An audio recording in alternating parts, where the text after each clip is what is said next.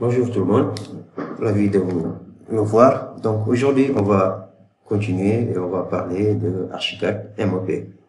Donc on a déjà vu un peu l'archi et on a vu aussi la structure.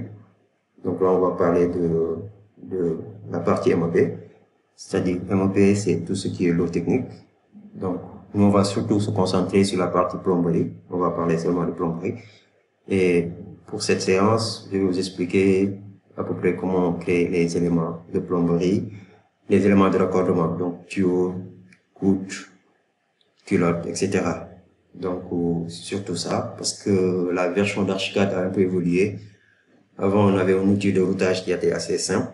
Maintenant, c'est plus élaboré et il y a des paramétrages à faire d'abord avant de commencer à utiliser l'outil.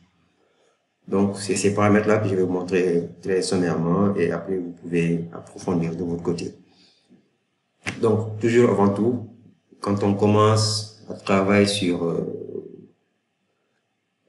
l'outil Archicad, que ce soit Archistructure, on va toujours créer le gabarit. Donc, soit on crée le gabarit, soit on commence un projet. Donc là, par exemple, si je fais nouveau, donc là, quand on va mettre au nouveau projet, on va choisir le profil MOP. Donc, à partir de là, on va faire évoluer ce profil et créer notre propre gabarit. Ça, c'est la première chose à faire. Vous savez déjà comment ça marche. En plus de ça, maintenant, comment faire les paramètres de base avant de commencer le projet.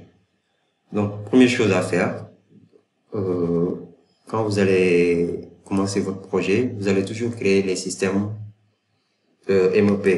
C'est-à-dire que maintenant, quand vous allez modéliser les éléments de tuyauterie, par exemple, il faut les affecter à un système. Donc, ce système-là, ça peut être eau usée, eau froide, eau chaude, etc. Donc, chauffage, ainsi de suite. Donc, ce système-là, vous allez les créer d'abord. Ça va vous permettre de classifier directement les éléments que vous allez dessiner après dans ce système. Et voilà, pouvoir les exploiter de chaque côté. Donc, là, par exemple, j'ai deux systèmes. Eau froid, par exemple, et eau usée. Quelle va être la différence entre les systèmes ici? Ça va être surtout les éléments visuels, la couleur, les types de lignes, etc.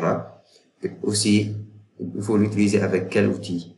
C'est-à-dire que, là, eau usée, je vais l'utiliser avec quoi? Le système va aller directement avec quel type de l'eau MOP. Donc, on a les gaines qui sont pour la ventilation, tuyauterie, tout ce qui est eau. Et on a les chemins de câble pour la partie électricité. Donc là, on va mettre tuyauterie. Et là, on va choisir les types d'hachures, les types de lignes, les surfaces, etc. Et le matériau d'isolation. On n'utilise même pas d'isolation ici. Ensuite, pareil pour l'eau froide, pareil. Si vous pouvez créer pour l'eau chaude, vous pouvez venir créer un nouveau système, l'appeler eau chaude, par exemple. Et là, voilà. Là, je vais mettre juste la couleur rouge pour rendre différent. Là, par exemple, je peux mettre aussi rouge. Et pareil pour eau froide, ici, je mets bleu, par exemple. Donc, là, ça directement, visuellement, on va savoir, dès qu'on dessine quelque chose, si c'est eau usée, si c'est eau chaude, si c'est eau froide, de manière très visuelle. Donc, ça, c'est la première chose à faire. Donc, là, par exemple, si je viens là, je peux changer le système. Je peux regarder ici pour voir le préréglage du segment tuyau PVC. Si je descends quelque part ici, système, je peux voir que je suis à eau usée. Donc là, je peux venir dire, je change de système et je le mets en eau froide, par exemple, ou bien en eau chaude. Et là, directement, il va adopter les éléments de ce même système. Et donc là, vous voyez déjà, dès que j'ai changé de système, le raccordement a cassé parce que ce système et ce système sont différents, donc il n'y aura pas les éléments de système différents ne se raccorderont pas. Donc, important à connaître. On y reviendra peut-être. Ensuite,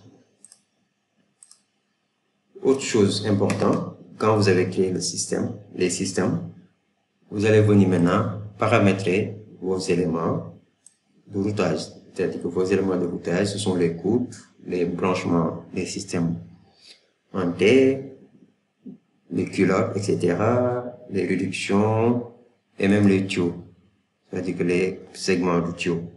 Donc, cette partie quand même, c'est la partie la plus importante. Ça va vous prendre du temps à faire, mais vous devez le faire avant de commencer à dessiner. Là, vous allez paramétrer toutes les épaisseurs, que ce soit pour chaque type d'élément. Donc, si vous venez par exemple sur le tuyau, on a la liste des épaisseurs disponibles. Donc là, de 4 jusqu'à 250, mais on n'a pas de détails par rapport à ces listes. Maintenant, si je viens sur le segment de tuyau, là, on a les détails. Par exemple, segment de tuyau, si je viens maintenant sur les PVC ici, donc là, je sais que les PVC sont de 32 jusqu'à 250 pour diamètre nominal, avec diamètre extérieur qui va être de 32 et épaisseur qui va être de 3 cm par exemple pour celui-là. Et au plus le diamètre va augmenter et plus l'épaisseur aussi va augmenter. Donc à 250, on a une épaisseur de 4,9. Ça aussi, ça va dépendre de quelle norme avec quelle norme vous allez travailler. On va aller voir sur Internet après, je vais vous montrer les tableaux pour voir comment vous allez récupérer ces éléments de diamètre et les intégrer à votre projet. Donc, pareil pour les couches, on va avoir les diamètres des couches, diamètre nominal, diamètre et le rayon. Vous pouvez ajouter aussi une description pour expliquer, etc. Et vous allez le faire pour les couches.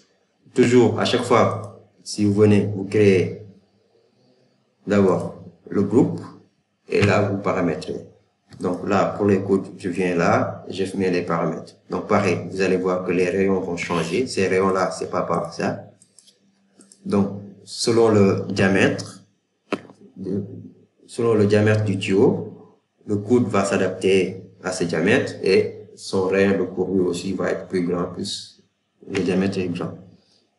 Et pareil pour les les branchements du tuyau. Les branchements du tuyau, on en a pour deux types. Donc, on a les T et les culottes. Donc, pour ces deux-là, on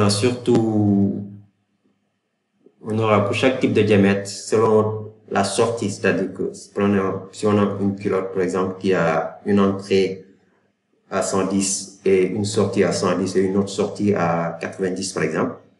Donc, il faut le paramétrer pour savoir à quel diamètre va venir avec quel diamètre. On va dessiner tout à l'heure et je vais vous montrer exactement que je veux parler. Ce qui est important quand même, ce tableau-là, c'est important à paramétrer. C'est la base, paramétrer ce tableau.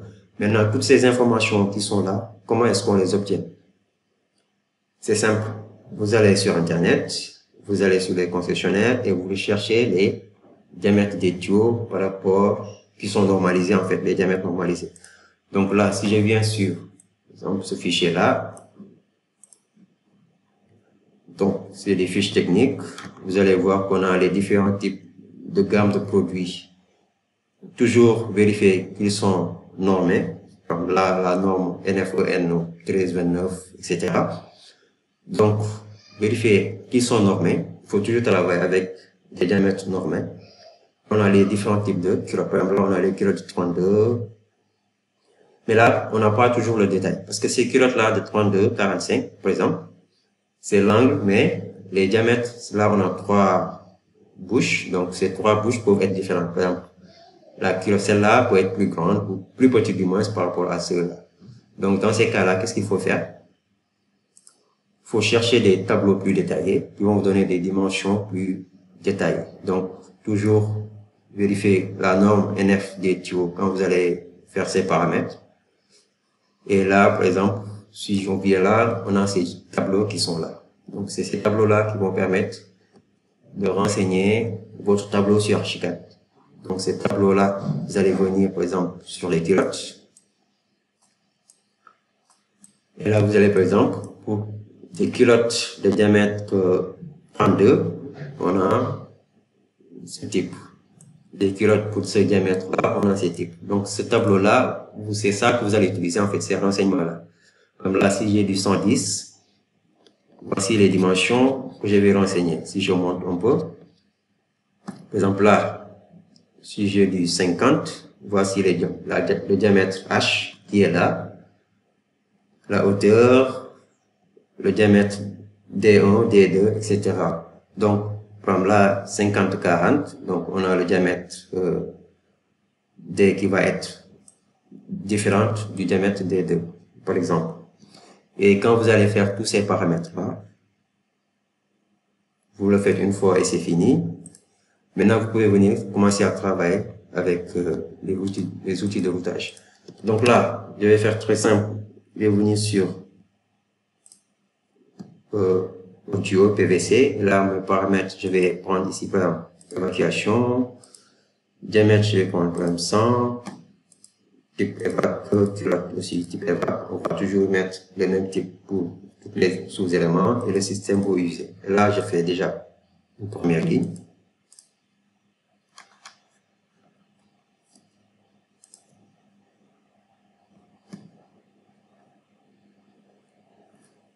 Donc, si je descends, je l'ai ici. Et si je fais une deuxième ligne ici,